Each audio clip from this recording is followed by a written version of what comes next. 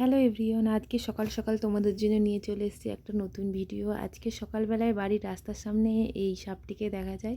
কেউ বলছে বোরা সাপ, কেউ বলছে চন্দ্রবোরা। আমারও ঠিক জানা নেই এটাকে কী সাপ বলে।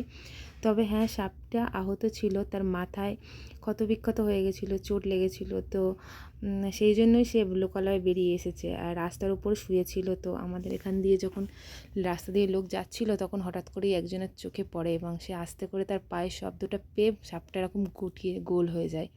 তো তারপরে অনেক চেষ্টা করার পরে বন দপ্তরকে ফোন করা হয় আর বন দপ্তর থেকে লোক আসে। এসে তারা বলে এটা নাকি বেজির সাথে লড়াই করার ফলে ওর মাথায় এটা চোটটা লেগেছে, তাই সে এইভাবে আহত হয়েছে। এবং তারা সাপটিকে বস্তার মধ্যে ঢোকানোর চেষ্টা করে, আস্তে আস্তে তারা সাপটিকে বস্তার ভেতর ঢুকিয়েও ফেলে। তবে হ্যাঁ, এটাই বলবো সবাইকে যে রাস্তায় এরকমভাবে শুয়ে থাকলে বা বাইরে যখন তারা বেরিয়ে আসে তাদেরকে তোমরা ক্ষতি করো না।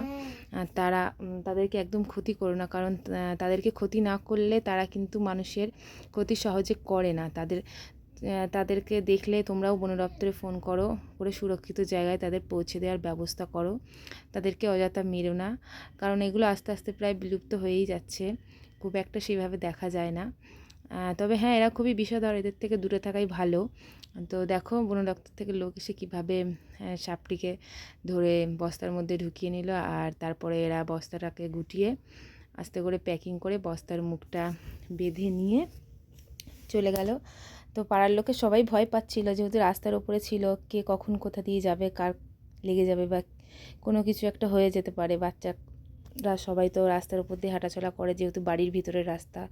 তো সেই জন্যই সাবধানে আমরা বন দপ্তরকে খবর দিয়ে সাপটাকে উদ্ধার করলো, তারা রেস্কিউ করে নিয়ে গেল। আশা করি তারা ট্রিটমেন্ট করে